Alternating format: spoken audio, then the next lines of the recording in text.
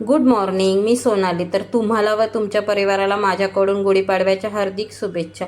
तुमचं हे वर्ष सुख, आनंदी, समाधानी आणि भरभराटीचं जावो हीच माझी अंबाबाई आणि येडामाई चरणी प्रार्थना. तर इथे बनवल्या होत्या मस्त अशा तुपातल्या 2 चपात्या, लगेच अशा पॅक करून ठेवल्या. इथे मी ना कांदा टोमॅटो लगेच असं चॉप करून घेतला. इथे बनवायची होती मला चण्याची चटपटीत अशी भाजी, तिखट आणि आंबट थोडीशी. मस्त अशी भाजी रेडी होऊन मी लगेच टिफिन भरून दिला, कारण आज लवकर घरी निघायचं होतं. आज होता पाडवा. तर इथे मी ना पटकन अशी पालक साफ करून घेतली. एकीकडे अंड शिजायला ठेवलेलं, इथे भात घातलेला. इथे ना माझ्यासाठी चहा ठेवलेला. मी काय रोज चहा नाही पित, कधीतरी आपली पिते मन केलं तर. इथं मी टोमॅटो चॉपरमध्ये चॉप करते, कारण मला बनवायची होती लिज्जत पापड आणि बटाट्याची भाजी. तर मस्त असं चॉपरमध्ये बारीक असं टोमॅटो चॉप करून घेतला. इथे बनवायचं होतं मला उपमा. त्यासाठी रवा मी असा भाजायला ठेवलेला. रवा भाजूस तर तोपर्यंत मी कांदा, टोमॅटो, हिरवी मिरची, कढीपत्ता अशी सगळी तयारी उपमाची केली होती. याची ना मी जिरे मोहरीची फोडणी देणार. कधी कधी मी उडदाच्या डाळीची पण फोडणी देते. असं करून मी लगेच फोडणीला दिला उपमा अशा पद्धतीत. आणि ते झाली होती आपली पापड बटाट्याची भाजी रेडी. वरून घातली होती मस्त अशी कोथिंबीर. मस्त अशी लागते ही आंबट तिखट भाजी.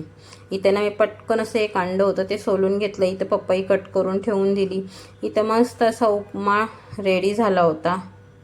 वरून मस्त अशी भरपूर कोथिंबीर घातली होती. इथं दाल पालक पण रेडी झाली होती. इथे मी आले होते तिसऱ्या कामावर. तर तिसऱ्या कामावर बनवायची होती मला मिक्स व्हेजची भाजी. तर त्याच्यासाठी मी पटापट अशा भाज्या कट करून, म्हणजे शिमला मिर्च, गाजर, कोबी अशा पद्धती सगळ्या भाज्या घालून असं भाज्या मी कट करून लगेच फोडणीला देते. इथं पोहे ना मस्त असे रेडी झाले होते. कांदा पोहे बनवायचे. ते हे लोकांना ना पोह्यामध्ये टोमॅटो कंपल्सरी लागतो.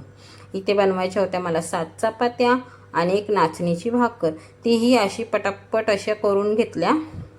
आज मला कुठल्याही कामावर जास्त कोणी काही काम सांगितलं नाही, कारण बोलल्या तुम्हाला नया साल है तो तुम जल्दी जल्दी करके जाओ.